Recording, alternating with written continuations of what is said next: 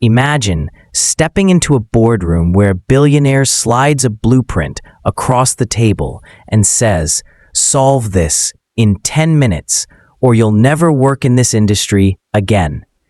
Executives laugh, convinced you'll fail. But what if the man they mocked, a single father with nothing to lose, turned the impossible into a moment that shook an empire? If you are new to the channel, then please subscribe to the channel and like the video and tell us where you are watching from. If this story moved you, we'd love to hear your thoughts. So drop a comment below and let us know what you think. Now, let's jump into the story. The glass towers of Sterling Dynamics shimmered against the morning sky, casting long shadows across the city.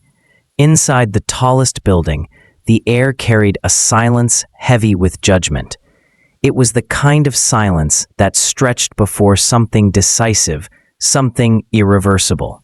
Nathan Hale stood at the entrance of the executive boardroom. His jacket was worn, his boots carried the dust of workyards, and his hands bore the rough edges of a man who had lived too close to hardship. The guards had hesitated before letting him in, but once his name had been approved, there was no turning back. Around the long glass table sat a dozen executives. Their suits were sharp, their watches gleamed, and their smirks spoke louder than words. To them, Nathan did not belong in this polished world. He was an intruder in a room built for power. At the far end of the table sat Celeste Sterling, the youngest self-made billionaire in the country. Her presence was both elegant and intimidating. With dark eyes, steady and calculating, she slid a heavy blueprint across the table toward Nathan. "If you can solve this in 10 minutes, you're hired," she said. Her tone was precise, each word clipped, sharp enough to slice through hesitation. The executives chuckled quietly, exchanging glances. They were certain this man, this single father with no resume in hand, would falter. They expected panic, confusion, maybe even a desperate excuse. But Nathan did not falter. His eyes fixed on the blueprint, scanning the dense lines and intricate designs. His calloused fingers moved across the page with a strange calm. It was as if he were not facing a challenge meant to humiliate him, but a puzzle he had already encountered in another life. What they could not know was that this was more than a test. For Nathan, it was personal. He did not sit down. He did not ask for paper, a calculator, or time to think. He leaned over the schematic, tracing lines with his fingertip, studying every angle and flaw. To the untrained eye, the design looked flawless, the product of years of engineering. But to Nathan, problems leapt off the page like warnings. The weight distribution was wrong. The routing of energy was wasteful. The load-bearing support had been complicated, far beyond necessity. It was not just over-designed. It was inefficient, fragile, and dangerous. 5 minutes passed. The room grew restless. Executives tapped pens, checked watches, and smirked wider. But then, Nathan pulled the blueprint closer and began sketching directly onto the back. His strokes were quick, confident, and sure. The lines stripped away the excess, reducing complexity to clarity. Celeste's gaze sharpened. She leaned forward, watching his hand move with steady precision. "You've got 4 minutes left," she said. Nathan didn't look up. His voice was calm, steady, and certain. "I won't need that long." The executives stopped their quiet laughter. Their smirks froze, unease creeping into their faces as they realized this man was not guessing. This was not luck. Nathan knew what he was doing. He finished the redesign and slid it back across the table. "You're chasing perfection on paper," he said, his voice even but unshakable. "But in motion, this design fails. This version," he tapped his sketch, "will cut your build time in half and save millions in wasted resources. It's not pretty, but it will work." The silence that followed was heavy, Celeste studied the sketch, her lips parting just slightly. No one in the room had ever seen her hesitate, but now, for the first time, she did. Her eyes lifted, searching Nathan's face. "How did you even know this?" Nathan's gaze flicked briefly to the company logo on the corner of the blueprint. His expression remained calm.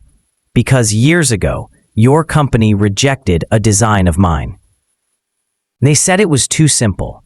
I built it in my garage for less than $500. It still works."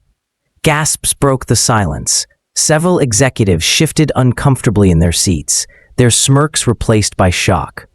But Nathan didn't gloat. His voice dropped lower, carrying weight rather than pride. "Hire me or not, Miss Sterling, but the next time one of your engineers shows you an idea, listen." His words echoed in the room. For a moment, even the air seemed to pause. The ticking of Celeste's diamond watch was the only sound. Nathan stood steady, his rough hands resting lightly on the glass table. He was not intimidated by wealth or power. He was not here to play their game. He was here because lives depended on it. And in that moment, as Celeste Sterling studied the man everyone had dismissed, the impossible challenge no longer looked impossible at all. The room was still as Celeste Sterling studied the sketch Nathan had left in front of her. Her fingers, manicured and steady, tapped against the edge of the glass table. She was not a woman easily impressed, and she was not one to show surprise, but the redesign forced her to pause. She glanced at her executives. Their eyes betrayed unease, a shift from smug certainty to reluctant recognition. Nathan remained standing. He did not pace. He did not speak to fill the silence. He simply waited. His presence was calm but unyielding, as if the outcome mattered less to him than the truth he had placed on the table. Finally, Celeste leaned back in her chair. Her voice was measured, sharp but quieter than before. "You realize what you've done. You've just made my senior engineering team look incompetent in front of their own CEO." Nathan met her gaze without hesitation. "I didn't come here to embarrass anyone. I came here to solve a problem your company said couldn't be solved. Your team is smart, but sometimes the right answer needs the freedom to be wrong first." A ripple of discomfort moved across the room. Younger engineers shifted in their chairs, their eyes flicking between Celeste and Nathan. Some looked thoughtful, others defensive. The older executives looked as though they had bitten into something bitter. Celeste's dark eyes stayed on him. "Grit doesn't guarantee you can work with people who despise being shown up." Nathan's voice softened, but the weight of his words carried across the room. "You think I haven't been there? I've been the man with the impossible idea, surrounded by rolled eyes. I've had my work taken, had others claim it as theirs while I was left in the shadows. I've been broke, dismissed, and told I'd never amount to anything." He let the silence stretch before adding, "But I've also stayed late to help the same people who stole my ideas because they needed it. I've carried more than my share, not for recognition, but because someone else's family depended on it. I don't need people to like me. I need them to know I'll stand beside them when it counts."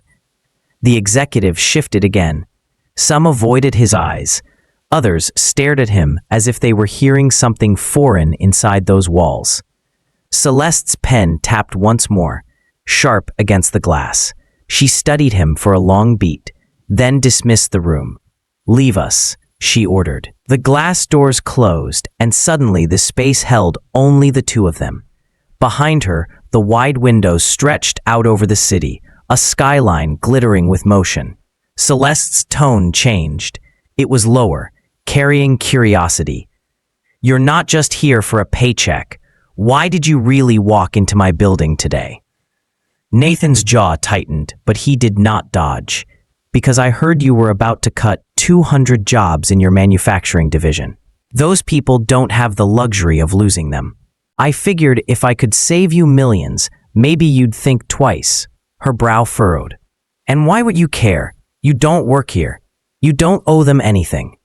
He gave a faint smile, one that carried both weariness and determination. "One of those jobs belongs to a man who pulled me out of a car wreck years ago before paramedics arrived. He's got 3 kids. I owe him more than words. This is how I pay it back." For a moment, Celeste said nothing, her arms crossed, her expression unreadable. But her eyes betrayed a flicker of something almost human. Respect. Maybe even understanding. "You're an unusual man, Mr. Hale," she said at last. "Most of us are," he replied quietly, "if anyone takes the time to look." The words hung between them. Then, for the first time since he had entered the building, she allowed the smallest of smiles to touch her lips.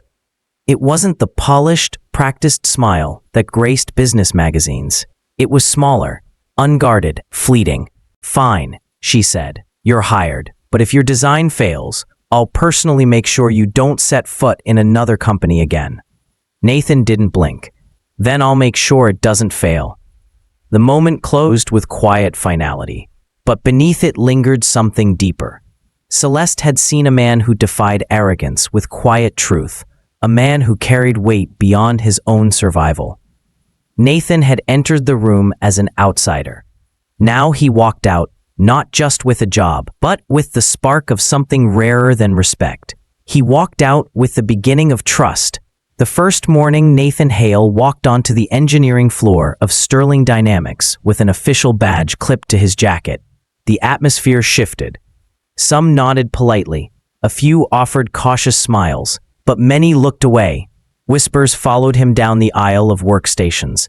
Whispers sharp enough to sting, yet quiet enough to deny. He ignored them. He had not come to be liked. He had come to prove the design worked, to save hundreds of jobs from vanishing into layoffs. Still, the tension was real. Laptops closed as he passed. Conversations halted mid-sentence. Eyes narrowed with suspicion. The first sign of trouble came quietly. A component he had ordered for the prototype never arrived. When he checked the system, the request had been marked as delivered. Days later, a file he needed appeared corrupted. Entire sections of code scrambled beyond recognition. On the 3rd morning, a note appeared on his desk, printed in block letters. "Go back to fixing trucks." Nathan read the words, folded the paper, and slid it into his pocket. There was no anger in his face, only that patient calm he carried like armor.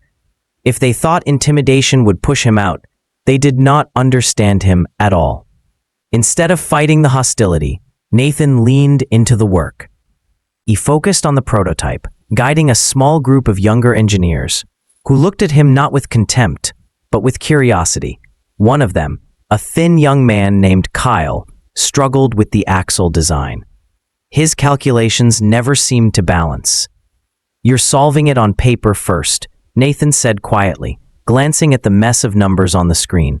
Kyle frowned. "Isn't that how it's supposed to be done?" Nathan pulled a roll of drafting paper from the shelf and began sketching. Not equations, but shapes, weight paths, stress points. Sometimes you don't need another formula. Sometimes you need to see the problem move. Watch. As he traced the lines, Kyle's eyes widened. The flaw that had seemed impossible moments before now made sense. Within minutes, the solution appeared not as abstract math, but as a working mechanism. That actually works," Kyle whispered. Nathan handed him the pencil. "Your turn. Make it yours." By the afternoon, word had spread across Some engineers avoided him more fiercely, their pride stung by his quiet successes. Others began to hover nearby, pretending to watch casually, but listening carefully to the way he explained his reasoning. From the mezzanine above, Celeste Sterling watched it unfold. She saw the way Nathan guided without arrogance, how he never raised his voice, yet commanded attention. She also saw the discontent brewing among her senior staff, the ones who had dismissed him from the beginning. Their pride would not allow them to accept a man with calloused hands and no polished resume outshining them. Sabotage grew bolder. Bolts misplaced themselves, shipments of materials were mislabeled, and design files vanished altogether. But Nathan's response never changed. He worked later, moved with more care, and adjusted, as though he had expected the resistance all along. "Aren't you going to tell her?" Kyle asked one evening, as they stayed behind to finish calibrations. Nathan shook his head.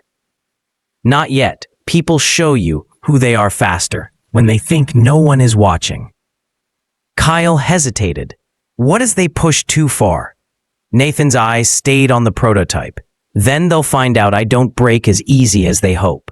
Still, the pressure mounted. Each day was a test not only of his engineering, but of his resolve. Every glance carried suspicion. Every whisper suggested betrayal. The walls themselves seemed to wait for him to falter. Yet even in the middle of the hostility, there were moments of quiet victory. When Kyle managed his first independent correction, Nathan gave only a nod, but the pride in the young man's eyes was undeniable. When another junior engineer asked quietly for help, Nathan guided without hesitation. He was not building only a machine. He was building trust, piece by piece, in those willing to learn. Celeste noticed. She came down one morning in her sharp charcoal suit, heels striking against the concrete, and said, "Walk with me."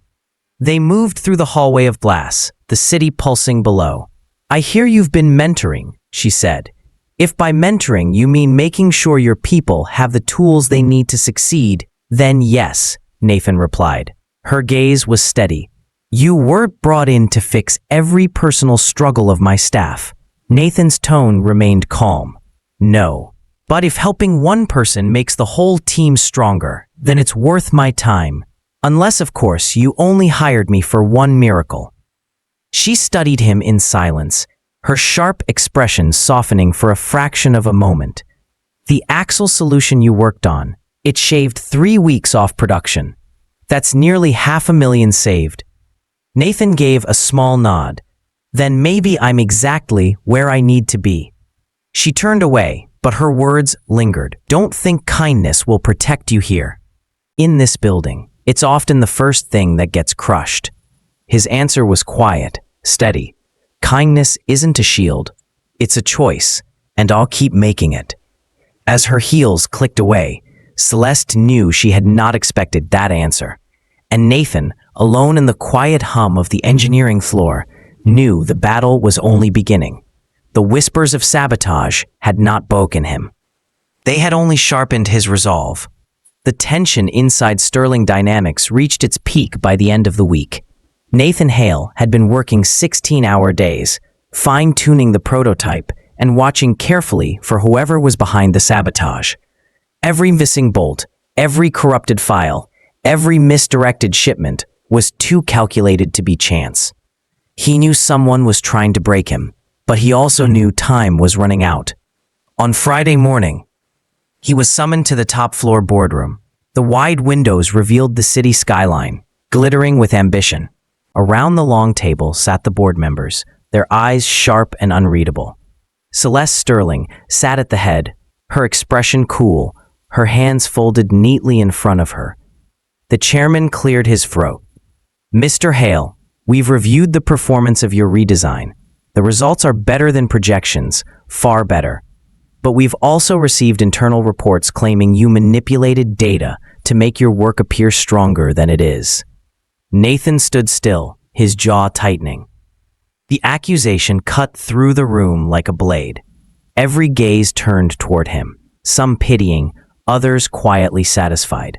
Celeste's dark eyes stayed locked on his. "What do you have to say for yourself?"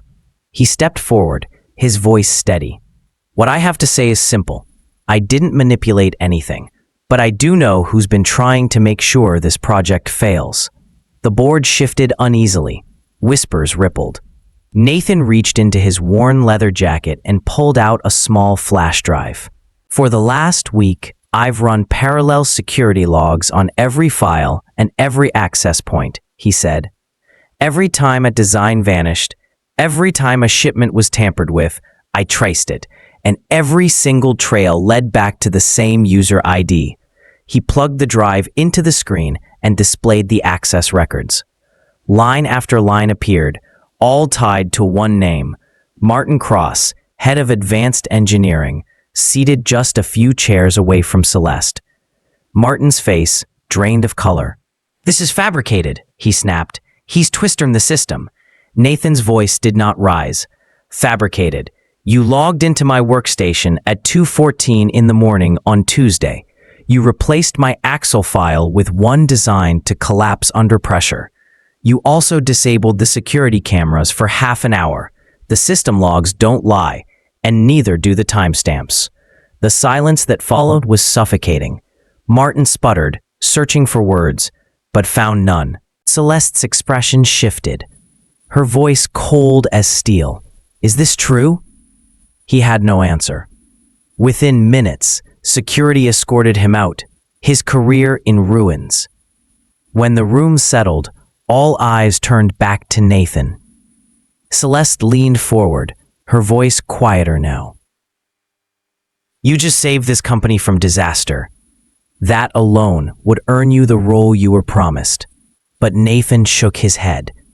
"I didn't do this for a position." He looked around the table, meeting each member's gaze. "I did it because 200 workers were about to lose their jobs. Those are not numbers on a spreadsheet. They are families, rent, food on the table, children who depend on stability. I know what it feels like to be one paycheck away from losing everything. I won't let that happen to them."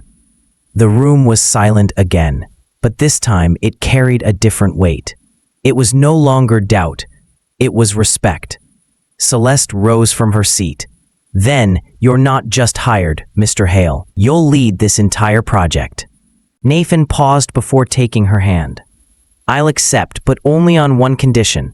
We build something more than machines here. We build a mentorship program so young engineers have the chance to learn without fear. And we protect workers from sudden cuts that strip them of dignity. If I'm going to lead, I won't do it alone. I want this company to stand for more than profit." For the first time, the board members exchanged thoughtful looks instead of resistance. Celeste's lips curved into the faintest smile, small but genuine. "You drive a hard bargain, Mr. Hale." He answered softly, "I don't bargain. I just choose the right fight." As the meeting ended, Nathan stepped out into the cold evening air.